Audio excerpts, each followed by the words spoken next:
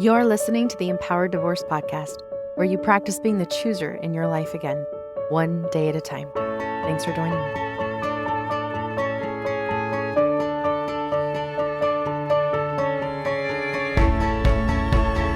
Hello, my amazing, beautiful listeners. How are you? I am so glad that you are here with me today. I want to talk about something that almost every single woman I work with struggles with after betrayal and divorce.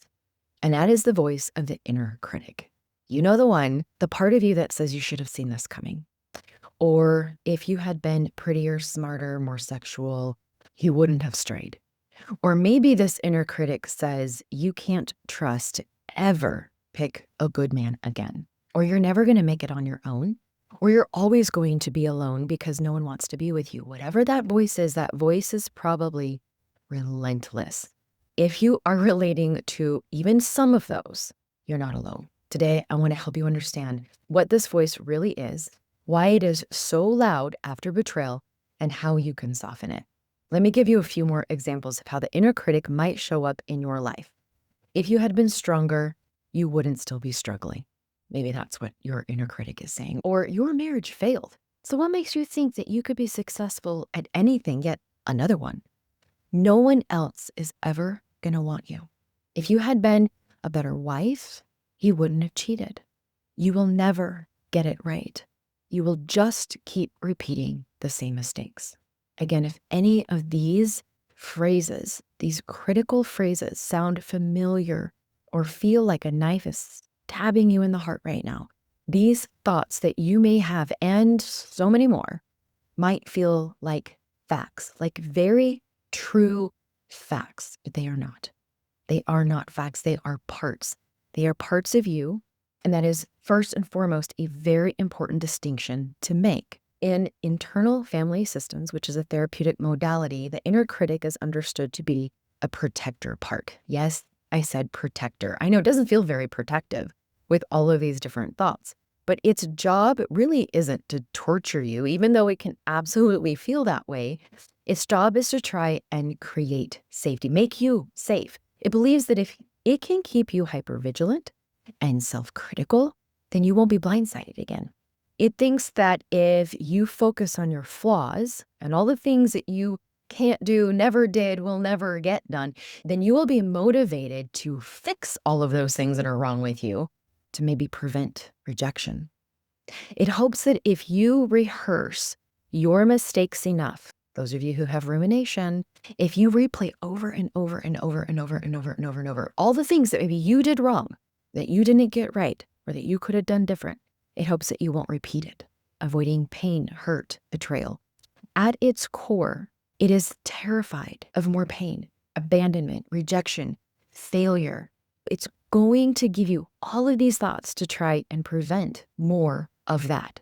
It didn't like it the first time. It doesn't want to do it again. And the inner critic gets so much louder after betrayal and divorce. And it's usually saying, I never want us to get hurt like this ever again. The problem is that while the critic is technically trying to protect you, it usually leaves you stuck in shame. And shame is going to keep you from moving forward. And I know a lot of you just want to move forward. So this is why awareness is the first step. We always start with that first pillar of healing, that is awareness, becoming more aware of what your inner critics are saying about you, what they want you to know, and how they might be trying to protect you. So when you pause, that pause creates space for more awareness. When you pause and say, oh, this is my inner critic part talking. First of all, you separate yourself from it. You create a little bit more distance from you, who you really are, which, by the way, if you don't know already, you are 100% of worth, of value. You are 100% enough no matter what, and you are infinitely lovable. Your inner critic is separate from that. Whatever your inner critic is telling you about you, we got to keep it separate. And when we step into awareness, we're creating a little bit more distance between higher self and this part of the self. This also creates space to respond rather than react. Kristen Neff, who is a researcher around self-compassion, puts it so beautifully. It's one of my favorite quotes. She says, self-criticism asks, what is wrong with me? But self-compassion asks, what happened to me? Isn't that such a beautiful shift? Your critic part, your inner critic part is going to blame you, focus on you, turn against you, especially when it can't find answers outside of you. So those of you who are having a divorce without closure, meaning you don't know all of the pieces, you don't have all the answers, you don't really know why this happened, you're still struggling with reality fragmentation. When you can't find those missing pieces of the puzzle, your brain, which is designed to find the missing pieces, can't find them from the other person. That other person will never tell you, nor will it ever really be the truth. So guess what it does? It turns against you, towards you. Okay, well, then you must be the problem. How do we combat that? How do we counter that? Self-compassion. What happened to me, my experience versus me. I'm not going to blame me. This isn't about me and who I really am, but I absolutely experienced this. Just that reframing can create so much more compassion rather than criticism. So here are a few ways to start noticing your inner critic with a little bit more clarity. Track the words. Write down, this is where thought dumping, if you aren't doing this every day, all right, this is your, I don't even know, 50th. How many episodes have I done? This is your 100th challenge, an invitation to do thought dumping. I want you to write down all of the exact phrases that your inner critic uses towards you, against you, about you. Is it you're too needy? You're never going to be enough? You're never going to be able to trust anybody again because you don't trust you? Seeing these words on paper helps you step back from them, create that distance, and look at these words on paper from more of an observer role rather than carrying it in your shoulders and in your throat and in your chest and in your gut, or creating, again, that distance. Number two, notice the triggers. When does this voice show up most? When does the inner critic come blazing in for you the most? Maybe it's when you set boundaries. Maybe it's when you look in the mirror. Maybe it's when you think about dating again. Becoming aware of the patterns will help you catch it sooner. Number three, this is a really important one. Ask the inner critic whose voice this really is. This is one of the most powerful questions that you can ask because oftentimes the inner critic is not even your original voice. It may be echoing things like what your ex said. It may sound like a parent, an old teacher, someone from your past. Over time, those external voices can become internalized. And now, even if the person isn't in your life, even if that person is gone or not as involved in your life, those words live in your nervous system. Realizing this can be so freeing because it helps you see what you don't have to carry anymore, especially when it's not even your story to begin with. I was doing a somatic healing session with a client just the other day, and she had a lot of tension in the back of her neck.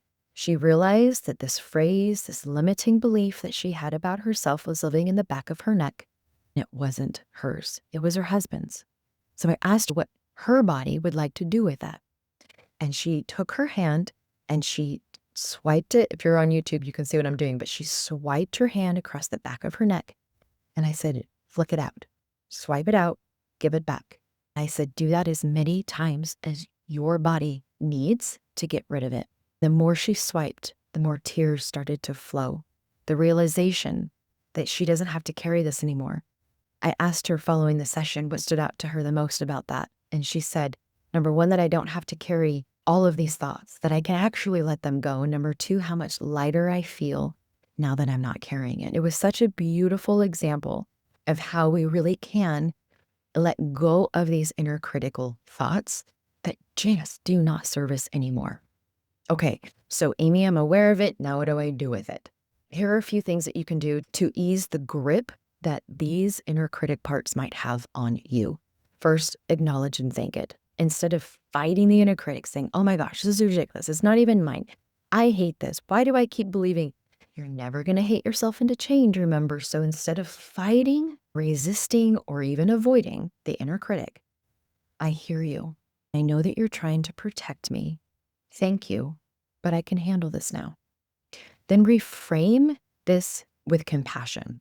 Remind yourself, I am not broken, I am healing. Or, this mistake does not define me. This experience did not define me. And then ground in your body. Y'all, this is such a huge one. You've got to get your body involved. We can't just think our way out of things. This is why somatic healing matters. So get in your body. Place a hand on your heart or your stomach, wherever that inner critic voice is living at this time, wherever you notice that activation in your body the most. When you're doing this, place your hand gently above or on that part of your body. Take a deep breath. Breathe in very slowly. Breathe out very slowly. Let your body feel the reassurance and safety that you, your higher self, is in charge. You've got you. Then anchor into your values. Instead of letting the critic lead, ask, what choice would align with my values right now? If I believe this inner critic and I let this part of me lead the way in this decision or in this experience or in this circumstance, if I align with my values, how would that change things right now for me? Then here's a journal prompt. Write a conversation between you and your critic. Let it speak and then respond from your higher, wiser self. This can be surprisingly healing. Okay, some other questions that you can take with you today to help shift your relationship with your inner critic. What are some exact words that my inner critic uses most often? When you thought dump daily, you will know very clearly what those are on a daily basis. Our human brain isn't that creative. Oftentimes it just makes crap up. When does this voice show up the most in my life? Whose voice does this actually sound like? What is this part afraid will happen if it stops criticizing me? This is a really beautiful question. I'm going to say that again. What is this part afraid will happen if it stops criticizing me? And then what does my higher self know to be true instead? Okay, your inner critic really is not the enemy. It is a part of you that is trying to keep you safe, but it forgot that you have grown stronger. It forgot that you are learning how to protect yourself now. It doesn't have to. The more you meet this part with curiosity instead of contempt, the more it begins to soften. The more you practice self-compassion, the more space you create for healing, for freedom, and for choice. Remember, you're not broken. You are becoming. And you don't have to let the critic write your story, because you are the chooser in your life.